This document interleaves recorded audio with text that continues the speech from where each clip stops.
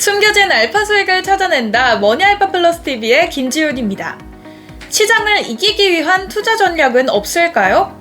미국 자본시장의 우상향을 믿고 분산 투자라는 장점을 활용해 꾸준히 모아가는 ETF들이 있습니다. 시장을 대표하는 ETF로는 SPY와 VOO, SCH 등이 있는데요. 이 ETF들을 한 종목에만 매입했을 때와 두세 종목을 조합했을 때 어느 쪽이 더 이익을 냈었을지 궁금하시지 않은가요? 이를 시뮬레이션을 통해 알 수 있습니다. 바로 백테스트라고 하는데요. 오늘은 백테스트를 통해 최적의 ETF 조합을 찾아보는 시간을 가져보도록 하겠습니다. 그렇다면 백테스트란 무엇일까요? 백테스트란 말 그대로 과거로 돌아가 포트폴리오 투자를 시작했다면 지금 어떤 성과를 올렸을지 보여주는 테스트라고 생각하시면 됩니다.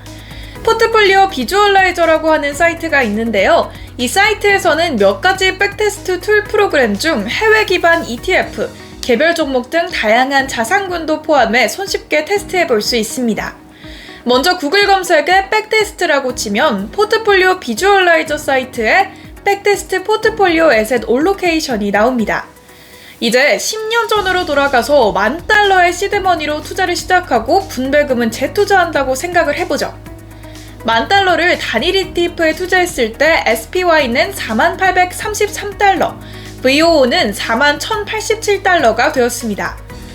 또 SCHD는 $37,846, QQQ는 $69,390로 나타났습니다.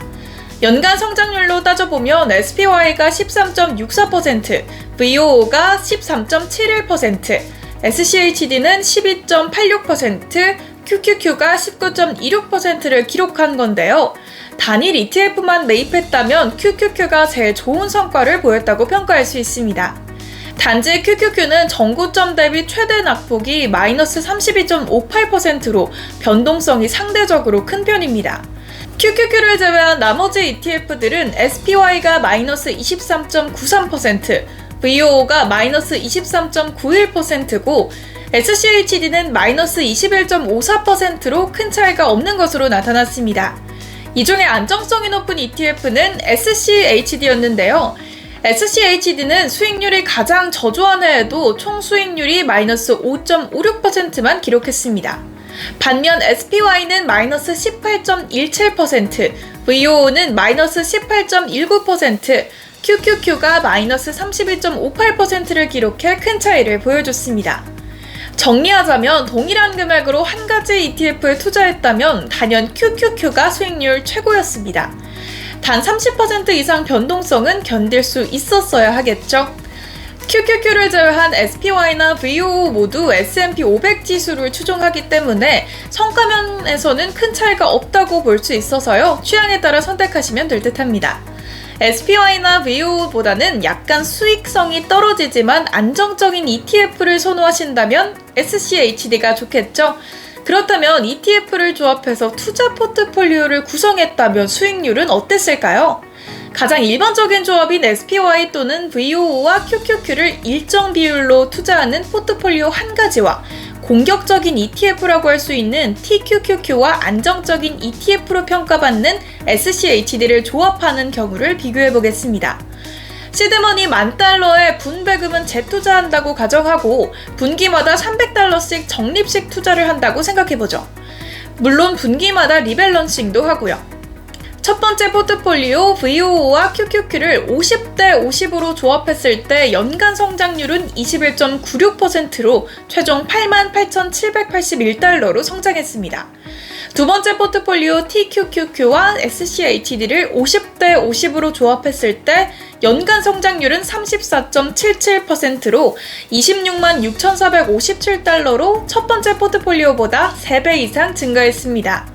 단순히 생각했을 때 TQQQ와 SCHD를 조합한 포트폴리오가 수익률이 좋았던 건 사실이지만 최대 낙폭의 최악의 경우 마이너스 51%를 기록할 수 있다는 점은 염두에 두셔야 합니다. 반면 VOO와 QQQ 조합은 최대 낙폭이 마이너스 26.97%로 상대적으로는 작은 편이었습니다. 역시 51%라는 변동성을 견뎌낸 투자라면 큰 수익을 올릴 수 있는 거겠죠. 혹시 이런 분도 계실지 모릅니다. 어차피 TQQQ의 변동성을 견딜 수 있다면 그냥 TQQQ를 사 모으면 더 수익률이 높을 텐데 라고요. 맞습니다. 그런데 많이 떨어질 때 매수할 수 있는 충분한 자금이 필요하겠죠.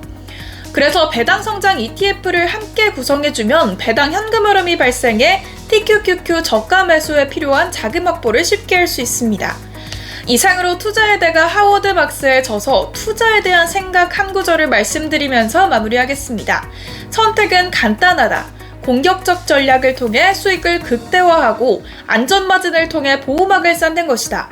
그러나 두 가지 모두를 최대한으로 할 수는 없다. 무엇을 선택할 것인가? 공격인가 방어인가? 아니면 둘 다인가? 두 가지다라면 어떤 비율로 할 것인가? 과거의 실적이 미래의 실적을 보장해주지는 않더라도 여러분도 한 번쯤은 백테스트를 해보시고 나에게 맞는 포트폴리오를 찾아보시면 좋을 듯 합니다. 지금까지 머니알바 플러스 TV의 김지윤이었습니다.